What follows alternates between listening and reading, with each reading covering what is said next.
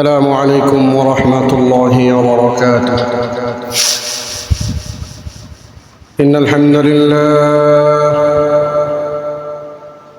لله الأكرم الذي خلق الإنسان وكرم وعلمه من البيان ما لم يعلم، فسبحان الذي لا يحصى امتنانه باللسان ولا بالقلم، ونشهد أن لا إله إلا الله وحده لا شريك له، ونشهد أن سيدنا وسندنا وحبيبنا وطبيبنا وطبيب قلوبنا ومولانا محمدا عبده ورسوله. أما بعد، فقد قال الله تبارك وتعالى في كلامه المجيد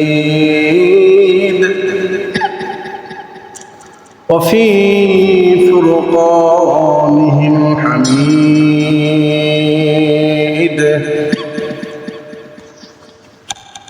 أعوذ بالله من الشيطان الرجيم. بسم الله الرحمن الرحيم. إنما أمره إذا أراد شيئا أن يقول له كن فيكون. وقال النبي صلى الله عليه وآله وسلم: المسلم من سلم المسلمون من لسانه ويده، أو كما قال النبي عليه الصلاة والسلام. وقال تبارك وتعالى في شان حبيبه آمرا ومخبرا: إن الله وملائكته يصلون على النبي يا أيها الذين آمنوا صلوا عليه وسلموا تسليما. اللهم صل على محمد وعلى آل محمد كما صليت على إبراهيم وعلى آل إبراهيم إنك حميد مجيد. اللهم بارك على محمد وعلى آل محمد كما باركت على إبراهيم وعلى آل إبراهيم إنك حميد مجيد. কোথায় গেলে পাবো তোমায়, কোথায় গেলে পাবো তোমায়, বলে দাও আমারে।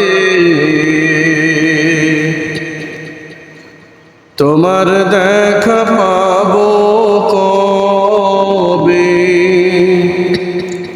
সেদিন কত দূরে, পাবো কি তোমারে। বালাগাল্লাহি কামালিহি কাশাফাদ দুজা বিজামালিহি হাসনাত জামিউ খিসালিহি সাল্লু আলাইহি ওয়া আলিহি।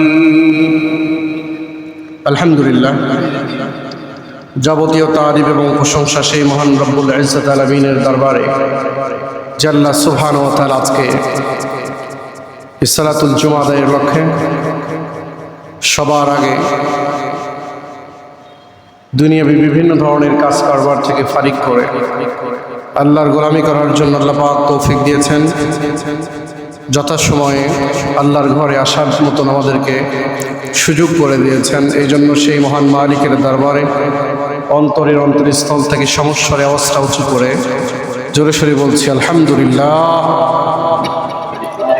লক্ষ লক্ষ দুরুদ এবং সালাম বর্ষিত হোক সরকারে দো জাহান শফিউল মুসলিমিন সৈয়দুল আম্বিয়া ওয়াল মুরসালিন খাতামুন নবিয়্যিন রাহমাতাল লিল আলামিন জনাবে মুহাম্মদুর রাসূলুল্লাহ সাল্লাল্লাহু আলাইহি ওয়া আলিহি ওয়াসাল্লাম। পৃথিবীতে আল্লাহ পাক মানুষকে নির্দিষ্ট নির্ধারিত টাইমের জন্য পৃথিবীতে প্রেরণ করেছেন এবং এই মানুষ কেমন করে চলবে তার চলার যে গতি সীমা আল্লাহ পাক নির্ধারণ করে দিয়েছেন। প্রতিটা ক্ষেত্রেই মানুষকে মহাগ্রন্থ আল কোরআনুল কারীমের মতো একটা গাইডলাইন দিয়েছেন। জোরে বলেন সুবহানাল্লাহ। কোরআনুল কারীম হলো এমন একটা জীবন বিধান সংবিধান যেখানে মানবতার পর্দে পর্দে রয়েছে শান্তি এবং হেদায়েতের বাণী। মানুষ যদি কোরআনুল কারীমের কিঞ্চিত পরিমাণ কোনো অংশকে গ্রহণ করে এবং আল্লাহর বাণী হিসাবে যদি এটাকে নিজের পাথেয় হিসেবে গ্রহণ করে, দুনিয়া এবং আখিরাতে আল্লাহ পাক কল্যাণ এবং শান্তির ফয়সালা দুনিয়াতে দিবেন এবং আখিরাতে আল্লাহ তাবারক ওয়া তাআলা অফুরন্ত নিয়ামত দিয়ে ভরপুর করবেন এবং পরকালের জিন্দেগি করবেন মহা শান্তির জায়গা জান্নাত। এই জন্য দুনিয়াতে মানুষ আমরা যারা আছি প্রত্যেকটা ক্ষেত্রেই মানুষের যে সম্মান এবং মর্যাদা আল্লাহ পাক দিয়েছেন, এই সম্মান এবং মর্যাদা আরো বৃদ্ধি পেয়েছে কোরআনুল কারীমের কারণে। কিন্তু দুনিয়াতে আসার পরে আমরা যখন দুনিয়ার বিভিন্ন নাজ নিয়ামতকে সামনে থেকে উপভোগ করে সেটাকে যখন নিজের জীবন এবং পাথেয় করে নিয়েছি, আখিরাতের সব কিছু নিয়ামত আমার এবং আপনার কাছ থেকে উপস্থিত থাকার পরেও সেটাকে গ্রহণ না করার কারণে দুনিয়াতে নিজে নিজে মনে করছি যে সম্মান, কিন্তু অনন্তকালের জন্য বেইজ্জতি এবং বেহরমতির মালা পরিধান করা ছাড়ার কোনো উপায় হবে না। এই জন্য ভাইরা আমার,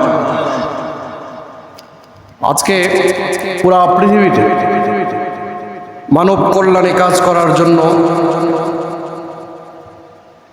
মানব গোষ্ঠীকে যেভাবে গাইডলাইন দিয়েছে কোরআন, আজকে এই প্রযুক্তির যুগে প্রত্যেকটা ক্ষেত্রে কোরআনুল কারীমের যে বিষয় এটাকে দুনিয়াতে বাস্তবায়িত হয়েছে। কিন্তু অত্যন্ত দুঃখ এবং পরিতাপের বিষয় হলো এই কোরআনুল কারীমকে গাইডলাইন হিসেবে গ্রহণ করা শুধু পৃষ্ঠাতেই রয়েছে, মানবিক জীবনে এটাকে বাস্তবায়ন করা খুবই দূরবর্তী একটা জিনিস হয়ে দাঁড়িয়েছে। ইতিহাস দেখলে আমরা বুঝতে পারি যে মুসলমান সহ পুরা পৃথিবীতে যারা আধিপত্য বিস্তার করেছে,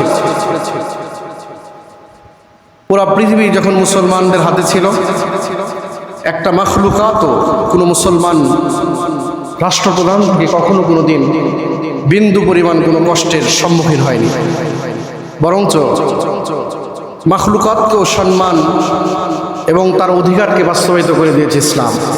সুবহানাল্লাহ বলে। ইসলামের চাইতে সুন্দর এবং সুবহান ধর্ম পৃথিবীতে আল্লাহ পাক কোনো ধর্মকে সৃষ্টি করেনি। এই জন্য আল্লাহ পাক বলেন ইন্নাদ-দীনা ইনদাল্লাহিল ইসলাম, আল্লাহর কাছে সবচেয়ে মনোনীত ধর্ম হলো ইসলাম। সুবহানাল্লাহ। কিন্তু আজকে পৃথিবীতে যারা শক্তিধর এবং যাদের কাছে প্রযুক্তি সহ অত্যাধুনিক অস্ত্র যন্ত্রপাতি রয়েছে, তাদের বন্দুকের নলের ডগায় পড়ে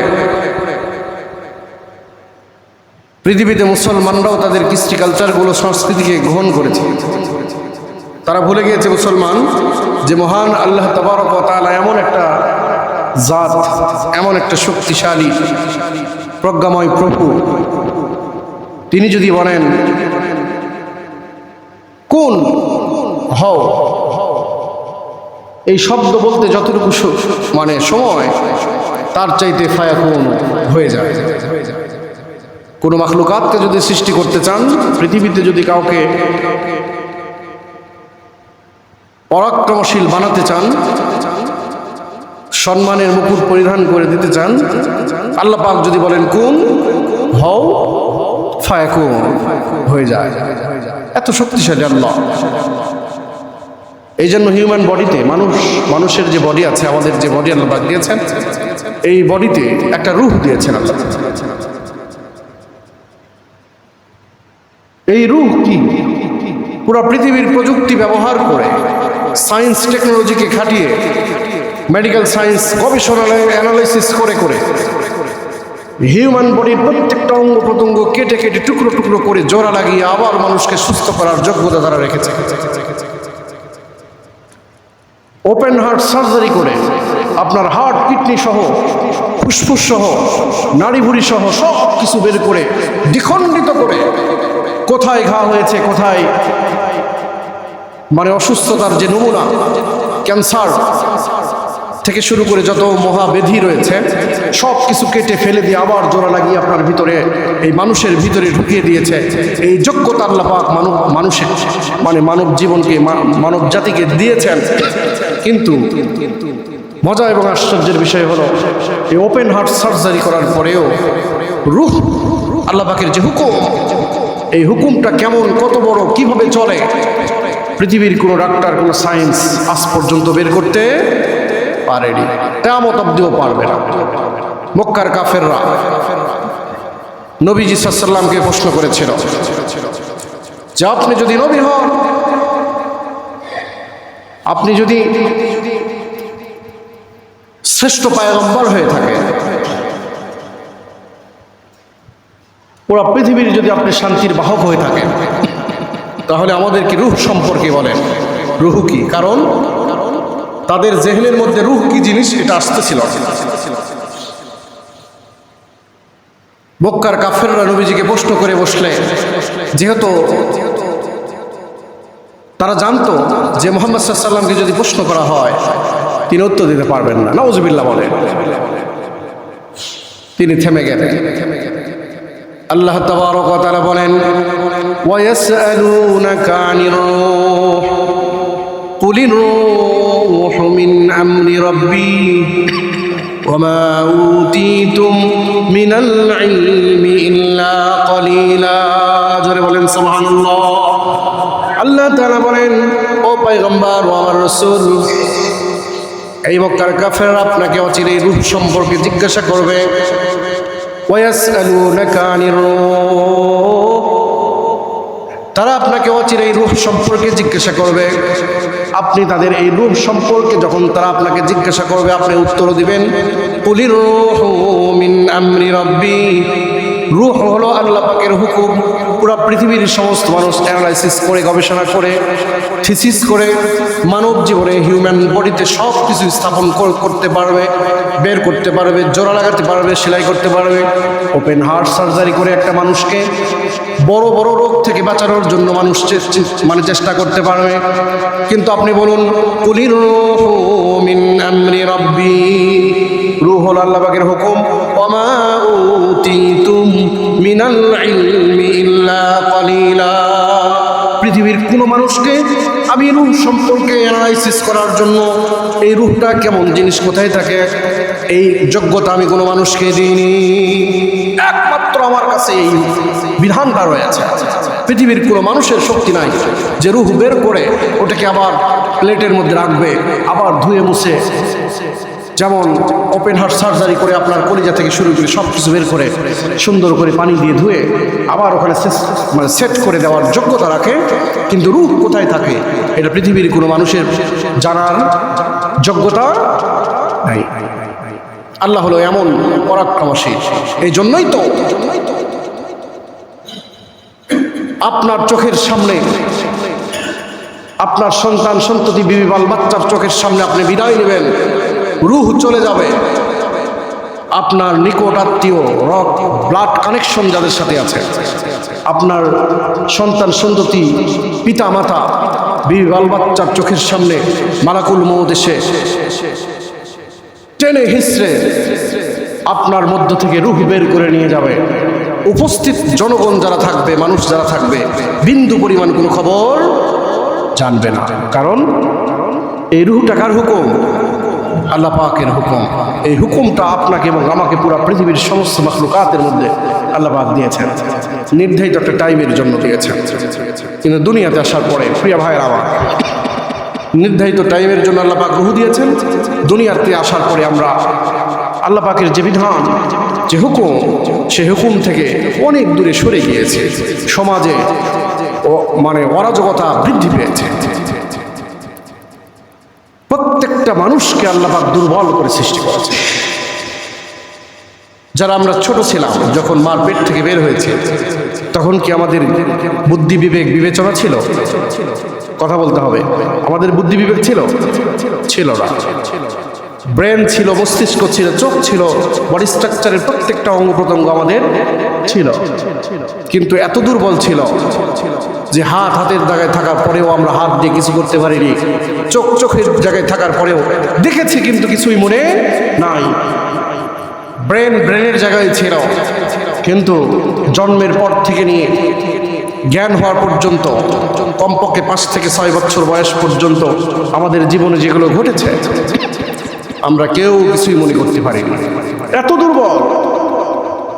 আবার দুর্বল হবে। দেখবেন ছোট বাচ্চাদেরকে তারা যেন পেশাব পায়খানা করে কাপড় নষ্ট না করে, এই জন্য তাদেরকে ডাইপার জাতীয় বিভিন্ন ধরনের কাপড় পরিধান করে দেওয়া হয়, ডাইপার পরে দেওয়া হয়, যেন তারা নষ্ট না করে, বিছনাগুলো কিনা নষ্ট না করে। এত দুর্বল। কারণ পেশাব পায়খানা কখন করবে বাচ্চা, এটা কেউ জানে না। এই বাচ্চাও নিজেও বলতে পারবে না যে কখন সে জেনে, সে বলে তো পেশাব করবে না। এত দুর্বল সে। তারপরে পায়খানা করবে না। আপনি এক সময় দুর্বল হয়ে যাবেন। এমন দুর্বল হবেন যেন ওই ছোট বাচ্চা যেমন করে পেশাব পায়খানা করতে পারে না, বলার যোগ্যতা রাখে না, তেমন হয়ে যাবেন আপনি। অথচ একটা সংসার গঠন করার ক্ষেত্রে আপনার কতটুকু মেহনত করতে হয়েছে, পরিবারকে সাজানোর জন্য কতটুকু জীবনকে ব্যয় করে দিতে হয়েছে, খেয়ে না খেয়ে, পড়ে না পড়ে আপনি জীবনকে শেষ করে দিয়েছেন। কিন্তু যখন দুর্বল হবেন, অসুস্থ হয়ে যাবেন, ওই সময় ওই যে বাচ্চা বিছানায় পেশাব করার সময় কাউকে বলতে পারে না, তেমন হয়ে যাবে, দুর্বল হয়ে যাবে। আবার মানুষ কি হয়ে যায়? দুর্বল হয়ে যায়। এই জন্য আল্লাহ পাক বলেন, খুলিকাল ইনসানু যায়ীফা, আমি মানুষকে সবচেয়ে দুর্বল করে সৃষ্টি করেছি। আল্লাহু আকবার বলেন। এত দুর্বল মানুষ, একটু যদি আবহাওয়া চেঞ্জ হয়ে যায়, এই যে ফ্যান, আমাদের এয়ার কন্ডিশন যেটা দেখছেন, এসি, এটা চালানোর আমরা ভালোবাসি না। গত 3 দিন আগেই যে গরমের তীব্রতা ছিল, মসজিদে ঢোকার পরে যদি এসি না চলে, ঠান্ডা যদি না হয়, একটা বিরক্ত ভাব সবার মধ্যেই আসে। আবার এমন আবহাওয়া আল্লাহ পাক দিয়েছেন যে এখন একটা সুন্দর পরিবেশ। শীত আসলে আমরা বলি শীত ভালো নয়, গরম ভালো। গরম আসলে বলি গরম কি যন্ত্রণা, শীতই ভালো। কোনটা যে ভালো আমরা এখন পর্যন্ত সেটা স্থির করতে পারিনি। এত দুর্বল মানুষ। শুধু কি তাই, এই পুরা বডিকে আল্লাহ পাক যেভাবে বানিয়েছেন, এইভাবে যদি আমরা একটু গবেষণা করি, তাহলে দেখতে পারবেন যে এই বডি যদি আপনি গোসল এবং পরিষ্কার পরিচ্ছন্নতা না করেন, তাহলে দুর্গন্ধ ছড়ে যাবে। এমন দুর্গন্ধ ছড়ে যাবে যে আপনার পরিবারের নিজের আত্মীয় স্বজন আপনাকে অ্যাভয়েড করবে। দুর্বল, আমরা দুর্বল। নিজেকে আল্লাহ পাক মানুষকে দুর্বল করে সৃষ্টি করেছে। তো দুর্বল হওয়ার পরেও যখন দুনিয়াতে আসার পরে দুনিয়ার বিভিন্ন ধরনের অরাজকতার মধ্যে আমরা অ্যাকসেপ্ট হয়ে যাচ্ছি, গ্রহণ করছি সেগুলোকে। এটা থেকে বাঁচার জন্য, এটা থেকে মানে এই অরাজকতার মধ্যে পতিত হয়ে সমাজকে, দেশকে, জাতিকে যে ধরনের বিভ্রান্তির পরিস্থিতির মধ্যে ফেলে দেওয়া হচ্ছে, এখান থেকে বাঁচার উপায় হলো একমাত্র এই কোরআনুল কারীমকে গাইডলাইন হিসেবে গ্রহণ করা। কোরআনুল কারীম হলো মহাসংবিধান, যারা পুরা পৃথিবী মানুষদেরকে হেদায়েতের জন্য একটা আলোর মশাল হিসেবে আল্লাহ পাক দিয়েছেন। জোরে বলেন সুবহানাল্লাহ। কিন্তু কোরআনুল কারীমকে এই মশাল হিসেবে আমরা গ্রহণ করতে পারছি না। আজকে এই জন্য সমাজে কোনো মানুষ নিরাপদ নয়। মানুষের নিজের নফসের প্রবৃত্তির চাহিদা মেটানোর জন্য একটা সম্মান, বেইজ্জতি এবং লাঞ্ছনার মালা একজনকে পরিধান করে দিতে দ্বিধাবোধ করছে না। কিসের মুরব্বী, কিসের বয়স্কর, কিসের মানে যুবক। পত্রিকার পাতাগুলো খুললেই আমরা যেগুলো দেখতে পাচ্ছি, লজ্জায় আমাদের মাথা কাটা যাচ্ছে। লজ্জা থাকা দরকার আমাদের, কিন্তু কোনো পরিবর্তন নাই। নাবালক বাচ্চা যারা এখনো প্রাপ্তবয়স্ক হয়নি তাদের কোনো গুনাহ নেই। 3 শ্রেণীর মানুষের কোনো গুনাহ নেই। বলেন কয় শ্রেণীর মানুষের? 3 শ্রেণীর মানুষের কোনো কি নাই? গুনাহ নেই। এক প্রকার হলো নাবালক, যারা প্রাপ্তবয়স্ক এখনো হয়নি, তাদের কোনো কি নাই? গুনাহ নাই। ঘুমন্ত অবস্থায় কোনো ব্যক্তি যদি গুনাহ করে, ঘুমের মধ্যে উলটপালট স্বপ্ন দেখে এবং গুনাহের কোনো স্বপ্ন দেখে, গুনাহ হবে না। ঘুমের মধ্যে কোনো গুনাহ নেই। পাগলদের কোনো গুনাহ নেই, যাদের মাথার ব্রেনটাই নষ্ট হয়ে গেছে, তাদের কোনো গুনাহ নেই। এই ছোট বাচ্চারা নিষ্পাপ ফুল, এদেরকে নবীজি ভালোবেসেছেন। আর নবীজি বলেছেন, মাল্লাম ইয়ারহাম সগীরানা ওয়া লাম ইউক্কির কাবীরানা ফালাইসা মিন্না। যে ব্যক্তি বড়দেরকে শ্রদ্ধা করলো না, ছোটদেরকে স্নেহ করলো না, নবী সাল্লাল্লাহু আলাইহি ওয়াসাল্লাম কঠিন ধমক দিয়ে বলেছেন, ফালাইসা মিন্না, আই মিনাল ইসলাম, সে ইসলামের মধ্যে নাই। পুরা বাংলাদেশ আমাদের দেশ, শান্তিময় একটা দেশ, কিন্তু এই দেশটা বিভিন্নভাবে বিশৃঙ্খলার মধ্যে পতিত হয়েছে। নফসের প্রবৃত্তির চাহিদাকে মেটানোর জন্য মাসুম বাচ্চারাও, নিষ্পাপ মেয়েদেরকেও এই মস্তিষ্ক যাদের বিকৃতি হয়েছে, বিকৃত কিছু মস্তিষ্ক, তাদের নষ্ট করার জন্য, সমাজে কলুষিত বৃদ্ধি করার জন্য, সামাজিকভাবে তাদের সাহস এত বৃদ্ধি পেয়েছে যে নিষ্পাপ জান্নাতের একটা ফুল, তাদেরকেও বেইজ্জতি আর বেহুরমতি করতে দ্বিধাবোধ করছে। কারণ একটাই, যে কোরআনুল কারীমকে গাইডলাইন হিসেবে গ্রহণ করা হয়নি। ইসলাম এবং মুসলমানদেরকে আল্লাহ পাক যে বিধান দিয়েছেন, যে গাইডলাইন দিয়েছেন, এই গাইডলাইন হলো পৃথিবীর শ্রেষ্ঠতম একটা মহাগ্রন্থ আল কোরআনুল কারীম। এই কোরআনকে আল্লাহ পাক হেদায়েতের জন্য সৃষ্টি করেছেন, মানুষের হেদায়েতের জন্য সৃষ্টি করা হয়েছে।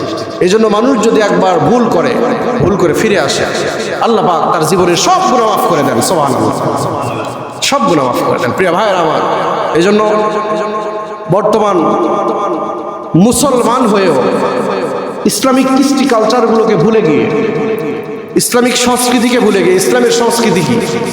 ইসলামের সংস্কৃতি এমন নয় যে আপনাকে ঘরের মধ্যে বন্দি করে রেখে দেবে আর কোনো আনন্দ উৎসব নেই।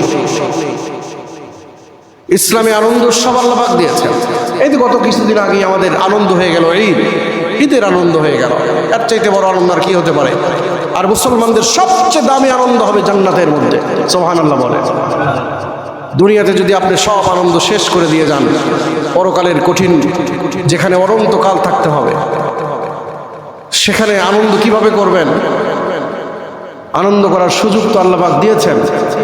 দুনিয়াতে সংক্ষিপ্ত জিন্দেগি দিয়েছেন, আর পরকালে দিয়েছেন অনন্ত জিন্দেগি। আর দুনিয়াতে দিয়েছেন মৃত্যু, আর পরকালে দিয়েছেন হায়াত, বেঁচে থাকা। এই জন্য সূরা মুলকে আল্লামা সুয়ুতী রহমতুল্লাহি আলাইহি একটা ব্যাখ্যা করেছেন। আল্লাহ পাক বলেন, আল্লাযী খালাকাল মাউতা ওয়াল হায়াতা লিয়াবলুয়াকুম আইয়ুকুম আহসানু আমালা। আল্লাহ পাক বলেন আল্লাযী খালাকাল মাউতা, আল্লামা সুয়ুতী রাহমাতুল্লাহ আলাইহি ব্যাখ্যা করেন আল মাউতা ফিদ দুনিয়া, আল্লাযী খালাকাল মাউতা ফিদ দুনিয়া, আল্লাহ পাক মৃত্যু সৃষ্টি করেছেন দুনিয়াতে। আল্লাহু আকবার বলেন। এই জন্য দুনিয়াতে যারা আসছে তারা মৃত্যুর স্বাদ গ্রহণ করবে, বেঁচে থাকার কোনো সুযোগ নাই।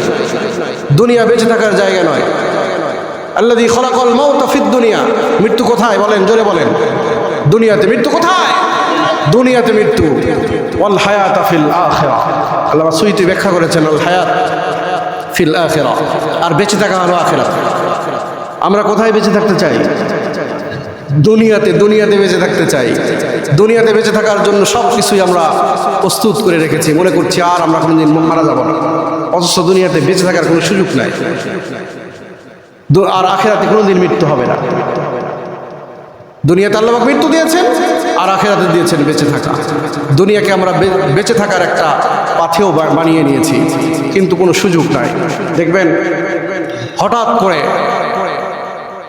কত যুবক হঠাৎ করে কোনো অসুখ নাই, ইন্তেকাল হয়ে গেল, তো মানুষ বলে স্ট্রোক করেছে। এখন যদি কোনো সুস্থ মানুষ মারা যায়, অধিকাংশ মানুষের মুখেই একটাই বল উঠবে যে স্ট্রোক করেছে। এই যে গরমের তীব্রতার কারণে মানুষ স্ট্রোক করেছে, সুস্থ ছিল, ভালো ছিল, এমন বলবে মানুষ। কিন্তু ভাইরা আমার, স্ট্রোক বলেন আর যেটাই বলেন, যে অসুস্থতার কারণেই বলেন, মৃত্যু আপনাকে এবং আমাকে গ্রাস করবেই, আসবেই। আর এই মৃত্যু যদি হয় সুন্দর এবং সাবলীল মুমিনের মৃত্যু যদি হয়, ঈমানি মৃত্যু, তাহলে ওই যে হায়াত, বেঁচে থাকার যে জিন্দেগি শুরু হবে, ওখানে আখেরাতে আপনি এবং আমি সহ পুরা পৃথিবীর সমস্ত মানুষ যখন আখেরাতে দাঁড়াবে, তারপরে আর কোনো মৃত্যু নাই। মৃত্যুর কালে যদি কষ্ট হয়, দুনিয়াতে থাকাকালীন সময়ে যদি একটু কষ্ট হয়, তাহলে আখেরাতে অনন্তকাল হবে শান্তি এবং আনন্দের জায়গা। এই জন্য আল্লাহ তাবারক ওয়া তাআলা কোরআনুল কারীমকে যে গাইডলাইন দিয়েছেন, যে পথ প্রদর্শকের জন্য দিয়েছেন, হেদায়েতের জন্য দিয়েছেন, এই হেদায়েতের মহাগ্রন্থকে যদি আমরা একটু ফলো করতে পারি, একটু যদি ধরতে পারি, তাহলে সামাজিকভাবে যে অরাজক অস্থির পরিবেশ এবং মানুষের মধ্যে এবং ছোট থেকে শুরু করে বড়দের মধ্যে যে অস্থির একটা পরিবেশ বিরাজ করছে, এই পরিবেশ থেকে দেশ, জাতি এবং সমাজ অবশ্যই মুক্তি পাবে। এই জন্য আল্লাহ পাক বলেন হুদাল লিল মুত্তাকিন, আমি কোরআনুল কারীমকে মুত্তাকিনদের জন্য হেদায়েত স্বরূপ প্রেরণ করেছি। জোরে বলেন সুবহানাল্লাহ। কোরআন হলো হেদায়েতের মহান মশাল। এই জন্য কোরআনুল কারীমের মধ্যে আল্লাহ পাক যে বিধানগুলো দিয়েছেন, এই মহাপরাক্রমশীল আল্লাহ, আজকে আয়াতে কারিমা তেলাওয়াত করেছি সূরা ইয়াসিনের শেষের অংশ, একবারে শেষের আয়াত। আল্লাহ পাক বলেন ইন্নামা আমরুহু ইযা আরাদা আন ইয়াকুলা লাহু কুন ফায়াকুন, তিনি হলেন এমন মহাপরাক্রমশীল আল্লাহ, তিনি যখন কোনো মাখলুকাত, কোনো কিছু সৃষ্টি করতে চান, কোন যদি বলেন, যদি হ এই শব্দ বলেন, ফায়াকুন, সঙ্গে সঙ্গে হয়ে যায়। পৃথিবীর কোনো মানুষ সেই মহাপরাক্রমশীল আল্লাহর সাথে যুদ্ধ করা এবং তার শত্রুতা তার সাথে করার যোগ্যতা রাখে না। নমরুদ করেছিল শত্রুতা। নমরুদ কি করেছিল? আল্লাহকে হত্যা করার জন্য, নাউজুবিল্লাহ বলেন, হত্যা করার জন্য তীরের মধ্যে ধনুক বেঁধে, ধনুকে তীর সেট করে উপরে এমন করে মেরেছিল। ওই তীরকে আল্লাহ তাবারক ওয়া তাআলা তীরের ওই মাথাতে সামান্য কিছু রক্ত দিয়েছিলেন, তীর পড়েছিল। নমরুদ তো খুশিতে আনন্দে আত্মহারা। এমন হওয়ার পরে যখন তীরটা নেমে আসলো, সে মনে করেছে যে আসমানের মালিককে আমি হত্যা করে দিয়েছি, নাউজুবিল্লাহ বলেন। কিছুক্ষণ পরেই এই আল্লাহর দুশমনের নাকের মধ্যে একটা ল্যাংড়া মশা ঢুকে যায়। যে একটা ল্যাংড়া মশার মোকাবেলা করার যোগ্যতা রাখে না, সে মহাপরাক্রমশীল আল্লাহ পাককে হত্যা করতে পারবে? বলেন। একটা মশা তার নাকের মধ্যে ঢুকে গিয়েছে। এই মশার আবার পা নাই, পা ভাঙ্গা। পা যদি ভাঙা থাকে তাহলে তার কি বলা হয়? ল্যাংড়া মশা ঢুকে গেছে, তার মস্তিষ্কের মধ্যে গিয়ে কামড় মারে, সে পাগল প্রায় হয়েছে। এত শক্তিধর, এত ক্ষমতাশালী, এত অহংকার আভিজাত্য, একটা মশার মোকাবেলা করার যোগ্যতা নমরুদের আর হলো না। শেষ পর্যন্ত জুতার বাড়ি মাথায় খেতে খেতে তার মৃত্যুবরণ করতে হয়েছে। মশার মোকাবেলা করার যোগ্যতা নেই। এখনো কোন পৃথিবীর কোন শক্তিশালী ব্যক্তি হোক না কেন, একটা মশার মানে মোকাবেলা করার যোগ্যতা নাই। এই যে বর্তমান বৃষ্টির সময়, বর্ষাকাল এখন থেকে শুরু হয়েছে, যে বাড়ির আশেপাশে পরিষ্কার পরিচ্ছন্নতা রাখতে হবে, অবশ্যই রাখতে হবে, এটা হলো ইমানের একটা অঙ্গ, রাখা দরকার। কিন্তু বাঁচার জন্য এই যে এডিস মশা যেটাকে বলা হয়, যে এই মশা একটা যদি কামড় মারে, একটা যদি আপনার গায়ে ঢুকে দেয়, কামড় যদি দেয়, তাহলে একজন মানুষকে একটা মশা কামড়ালে তার মৃত্যু নিশ্চিত, মানে মৃত্যু হওয়ার জন্য আর কিছুই লাগে না। তাহলে মানুষ একটা মশার সাথে কি মোকাবেলা করতে পারবে? পারবে না। এই জন্য আল্লাহ তাবারক ওয়া তাআলা এত শক্তিশালী, পৃথিবীর কোনো মানুষ তার সাথে যোগ্যতা, মানে তার সাথে যে দুশ্মনী করবে এমন যোগ্যতা কেউ রাখে না। এই জন্য ভাইরা আমার, যাই যতই অহংকার করুক না কেন, এক সময় সে তার অহংকার শেষ হয়ে যাবে, দুর্বল হয়ে যাবে, সে এমন দুর্বল হয়ে যাবে যে আল্লাহ তাবারক ওয়া তাআলার কাছে আত্মসমর্পণ করতে বাধ্য, কিন্তু ওই সময় লাভ নাই। যেমন ফেরাউন আত্মসমর্পণ করেছিল। ফেরাউন যখন নিমজ্জিত হয়ে যাচ্ছিল পানির মধ্যে, চারিদিক থেকে পানি যখন তাকে গ্রাস করছিল, সেও ছিল একটা মহা দুশমন, আল্লাহর দুশমন ছিল, পুরো পৃথিবীর মানবতার দুশমন ছিল ফেরাউন। নমরুদের চেয়ে কোনো দিক দিয়ে কম ছিল না।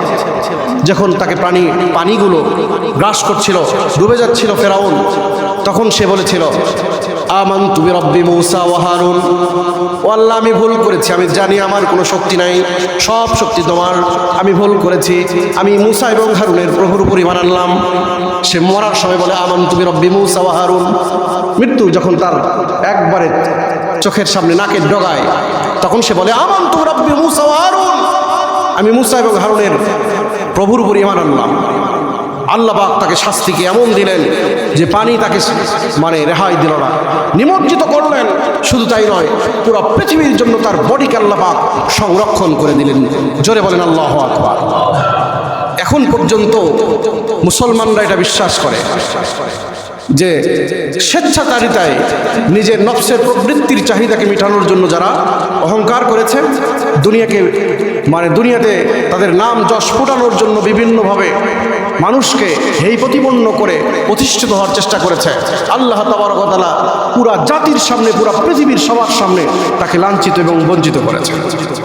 এই জন্য হুদাল্লিল মুত্তাকিন, হুদাল্লিল আলামিন, অন্য আয়াতে আল্লাহ পাক বলেন হুদাল্লিল আলামিন, পুরা পৃথিবীর বাসীর জন্য হেদায়েত দিয়েছে আমি কোরআনুল কারীমকে। এই কোরআনুল কারীম যারা গ্রহণ করেছে তাদের অন্তরকে আল্লাহ পাক পরীক্ষা করে নিয়েছেন। রাদিয়াল্লাহু আনহুম ওয়া রাদু আন, উলাইকাল্লাযীনা ইমতাহানাল্লাহু কুলুবাহুম লিত্তাকওয়া। যারা কোরআনকে গ্রহণ করেছে আল্লাহ পাক বলেন আমি তাদেরকে পরীক্ষা করে নিয়েছি এবং তারা পরীক্ষাতে পাশ করেছে। আমিও তাদের উপর রাজি, তারাও আমাদের উপর রাজি। তারা হলেন সাহাবায়ে কেরাম রাদিয়াল্লাহু তাআলা আনহুম আজমাইন। হযরত ওমর ইবনুল খাত্তাব ইসলাম গ্রহণ এখনো করেননি। এত শক্তিধরী বীর, মক্কার প্রত্যেকটা মানুষ তাকে দেখলে ভয় পায়। তিনি খোলা তরবার নিয়ে যখন বের হয়েছিলেন, কে না জানি আমরা এই ঘটনা, বের হয়েছে, হঠাৎ করে রাস্তায় একজনের সাথে দেখা, বলে ওমর কোথায় যাও? বলে যে মুহাম্মদ ইবনে আব্দুল্লাহকে হত্যা করার জন্য বের হয়েছি। বলে যে কেন, তুমি তোমার পরিবারের কোনো খবর জানো? তোমার পরিবারকে প্রথমে ঠিক করো। আল্লাহু আকবার। তো বলে কি হয়েছে? বলে যে তোমার বোন এবং বোন জামাই দুইজনই ইসলাম গ্রহণ করেছে। উল্টা দিকে ঘুরে চলে যায়, যাওয়ার পর দেখে হযরতে খাব্বাব এবং রাদিয়াল্লাহু তাআলা আনহু তাদেরকে একটা চিরকুটে সূরা তাহার তালিম দিচ্ছে। দরজায় ঠক ঠক আওয়াজ। বলে যে কে? বলে যে ওমর। তারা কাঁপা শুরু করেছে। কিন্তু বোন যেহেতু ভাইয়ের মেজাজ যতই খারাপ হোক না কেন তার সাথে কথা বলার যোগ্যতা রাখে। বলে যে কি হয়েছে ভাই? বলে যে এদিকে আয়। কি শুনলাম? বলে যে যা শুনেছো তাই। থাপ্পড় মেরে দিয়েছে, আঘাত করেছে। বলে যে খবরদার সামনে আঘাত করার চেষ্টা করবে না। বলে যে কি করো তোমরা? বলে তোমার দেখার যোগ্যতা নাই, কারণ তুমি হলে নাপাক। তুমি যদি দেখতে চাও তাহলে গোসল করো, ওযু করো। তিনি ওযু করলেন, গোসল করলেন, এসে হাত দিলেন চিরকুটের উপর, কোরআনুল কারীমের আয়াতের উপর হাত দিলেন। এদিক বিশ্ব মানবতার মুক্তির দূত রাহমাতুল লিল আলামিন দুইজন মক্কার বীর, এই বীরদের জন্য দোয়া করতেছেন আল্লাহ পাকের দরবারে, আল্লাহুম্মা হাদিনা আমরাইন। আল্লাহ, দুই অমরের মধ্যে যে কোনো একজনকে ইসলামের সুশীতল ছায় তুমি আশ্রয় দিয়ে ইসলামকে সমুন্নত করো। দোয়া করতেছেন ওমরের জন্য, আল্লাহ পাক কবুল করেছেন। একটা আবু জাহালের জন্য আর একটা ওমর ইবনুল খাত্তাবের জন্য দোয়া করতেছিলেন নবীজি সাল্লাল্লাহু আলাইহি সাল্লাম। দোয়া করছেন, বলে যে কি পড়ছে একটু পড়ো তো। পড়া শুরু করে দিয়েছে, কলিজার মধ্যে আঘাত, পড়ার প্রত্যেকটা অক্ষর কলিজার মধ্যে পরিবর্তন করে দিয়েছেন আল্লাহ পাক। সঙ্গে সঙ্গে বলে ইসলাম গ্রহণ করলাম, কালিমা পড়ে আমি মুসলমান হয়ে গেলাম। সুবহানাল্লাহ। সঙ্গে সঙ্গে যাওয়ার পর যেহেতু কোরআনুল কারীম হুদাল লিল আলামিন, পুরা পৃথিবীর হেদায়েত স্বরূপ, যাওয়ার পরে নবীজিকে বললেন ইয়া রাসূলুল্লাহ, এরা যারা ইসলামের আপনার বিরোধিতা করে এরা কি বাতিল নয়? নবীজি বললেন বেশ, তারা বাতিল। তারপরে ওমর ইবনুল খাত্তাব বললেন ইয়া রাসূলুল্লাহ, আপনি যে দিন প্রচার করছেন এটা কি সত্য নয়? নবীজি বললেন অবশ্যই সত্য। হযরত ওমর বললেন ইয়া রাসূলুল্লাহ, আমি ওমর ইবনুল খাত্তাব, আমার সাথে আসুন, পবিত্র মক্কা নগরীর বাইতুল্লাহর সামনে গিয়ে আমরা ইসলাম প্রচার করব, খুল্লম খোলা, কাউকে দেখে আমরা ভয় করব না। সুবহানাল্লাহ বলেন। সঙ্গে সঙ্গে গেলেন, সবাই তাকবীরের ধ্বনি দিল আল্লাহু আকবার বলে, এবং প্রকাশ্য দিবালোকে তিনি ঘোষণা দিলেন, যদি কেউ দুশমনি করতে চাও তাহলে ওমরের সামনে চলে আসো। সুবহানাল্লাহ। এই জন্য আল্লাহ পাক বলেছেন হুদাল লিল আলামিন। এই জন্য ভাইয়ের আমার, অন্তরের মধ্যে কলুষিত থাকতে পারে, কিন্তু যদি একটু সামান্য ফিরে যান যে কোরআনকে আল্লাহ পাক কিভাবে নাজিল করেছেন, তাহলেই বোঝা যাবে যে প্রত্যেকটা শয়তানের ওয়াসওয়াসা থেকে আল্লাহ পাক আমাদেরকে হেফাজত করবে ইনশাআল্লাহ। এই জন্য আসুন সমাজকে, দেশকে, ইসলামী সংস্কৃতিকে ধরে